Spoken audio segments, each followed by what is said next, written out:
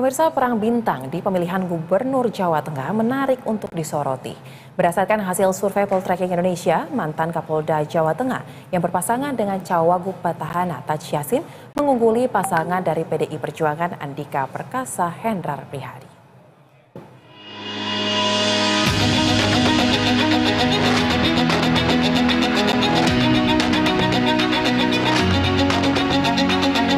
Pertarungan para bintang di pemilihan Gubernur Jawa Tengah menjadi perhatian di tengah hiruk-pikuk Pilkada serentak 2024.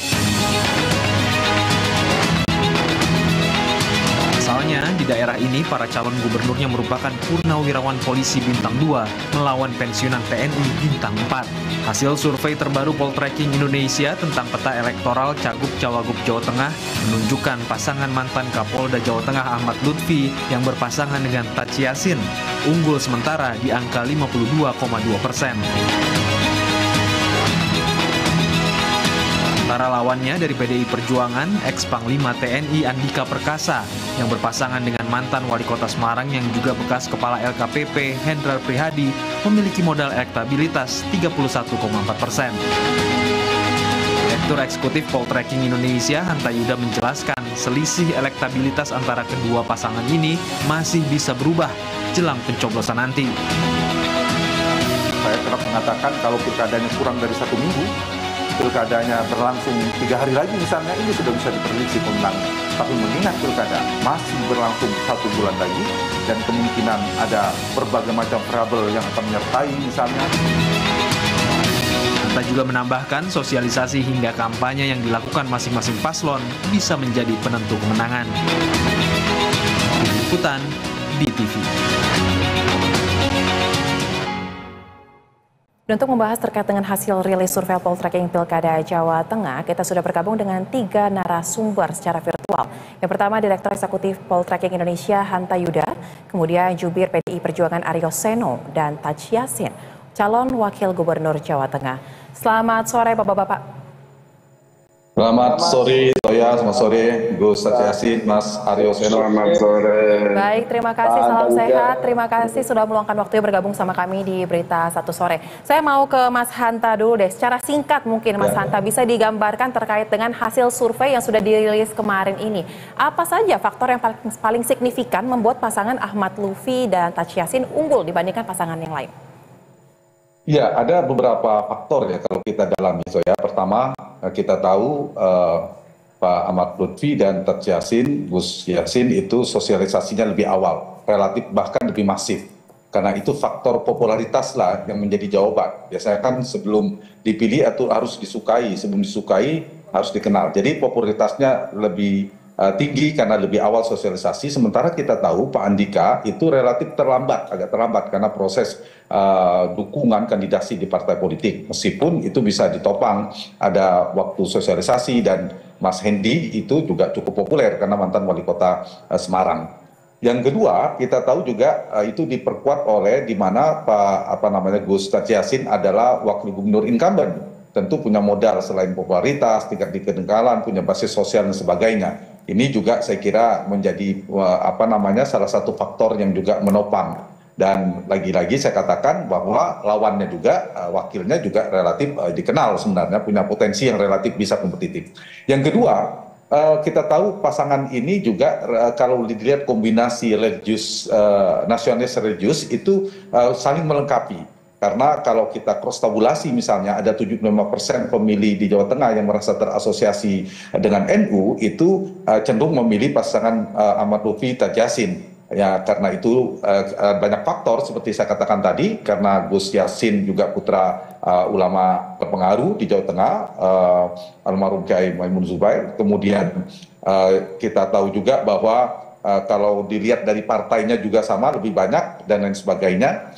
Dan yang ketiga itu, prospek partainya kita tidak mengalami split ticket voting, di mana PD Perjuangan cenderung solid mendukung Andika, sementara partai lainnya itu relatif solid juga sementara mendukung ke Ahmad Lutfi. Dan keempat terakhir, kesan persepsi publik bahwa ada Jokowi dan Prabowo di belakangnya. Tapi jangan lupa saya ingin mengimbangi satu, peluang Andika dan Hendi juga tidak bisa dilihat rendah ya, karena modal awalnya juga sudah cukup tinggi, bahkan menurut saya sangat tinggi karena di atas 30%. Itu satu.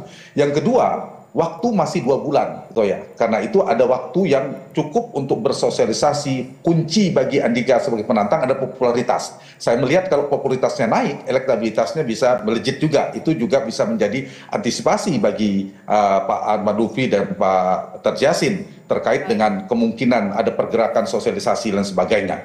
Dan yang ketiga, kekuatan personalitasnya juga potensial ya, selain Pak Ahmad Lutfi dan Terjassin yang tadi saya bilang kuat, figur penantangnya Andika dan Endra Prihadi juga kuat, kita lihat kompetensi secara figuritas dan sebagainya. Dan terakhir yang keempat, faktor potensi PD Perjuangan, saya kira kita tidak bisa membantah mesin politiknya yang paling bisa bekerja di Jawa Tengah, itu paling bisa diandalkan PD Perjuangan. Karena itu kandang banteng kerap disebut, dan semua 3 kali pilkada sebelumnya Pak Bibit Waluyo, Mas Ganjar 2 periode itu dimenangkan oleh PD Perjuangan. Hanya di Pilpres 2024 saja yang kalah. Saya kira itu menjadi catatan peluang untuk membuat pilkada di Jawa Tengah akan kompetitif. Ditambah satu lagi saya tambahkan, swing votersnya orang yang belum menentukan, bukan menentukan, yang masih mungkin merubah pilihannya. Kami survei di Jawa Timur itu tidak setinggi ini. Ada 48% masih mungkin berubah. Itu saya kira petanya, kompetitif, potensinya. Per hari ini Ahmad Lutfi dan Terjassin yang terkuat. Baik, sangat banyak juga ya ternyata faktornya yang mendukung hasil tersebut ya. Nah, Mas Hanta mungkin singkat saja terkait dengan Jawa Tengah ini kan peta masyarakatnya cukup multikultural ya. Apa yang harus diperhatikan oleh masing-masing paslon yang akan berkontestasi di Pilgub Jateng ini dapat memenangkan suara? Ya, betul. Tadi kedua Pak Terjassin maupun Mas Seno sudah menyasar tepat sekali ya. Harus melihat di mana basisnya, swing votersnya masih cukup tinggi, undecided masih tinggi. Karena itu saya kira memang ada wilayah keresidenan ya, subkultur sebenarnya kalau kita istilahkan. Misalnya kayak di Kedu Raya, Banyumas Raya, Pantura Barat dan Pantura Timur, yang dimana sekarang Ahmad Lutfi dan Terjassin cenderung unggul, itu tantangan bagi mereka untuk mempertahankan basis sekaligus memaksimalkan. Tapi itu juga menjadi peluang, tantangan juga bagi Andika dan Mas Hendy dan Pak Andika untuk melakukan penetrasi di wilayah itu. Nah, itu sama pasti tujuannya. Nah, ada 2 wilayah, Semarang Raya dan Solo Raya, ini pertarungan keras karena di data kami berimbang. Itu yang juga menarik, saya kira akan kita lihat. Dan ada 4 faktor dinamisatornya menurut saya yang akan membuat fluktuasi dinamika elektoralnya.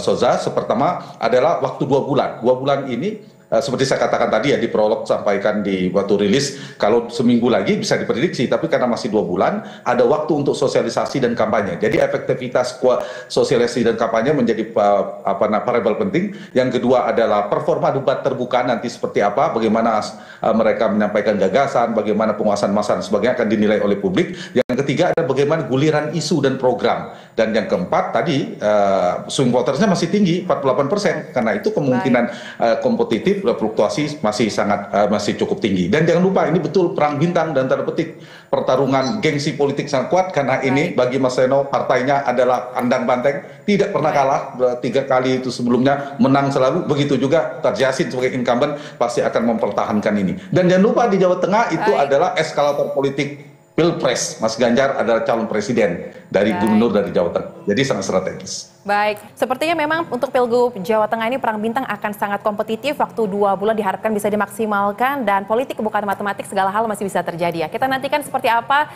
Pilgub Jateng untuk tahun 2024 ini. Terima kasih untuk Mas Seno, Mas Hanta dan juga Gus Yassin telah bergabung bersama kami di sore. Salam sejahtera. Gus Yassin, Mas Seno. Ya. Mas Seno.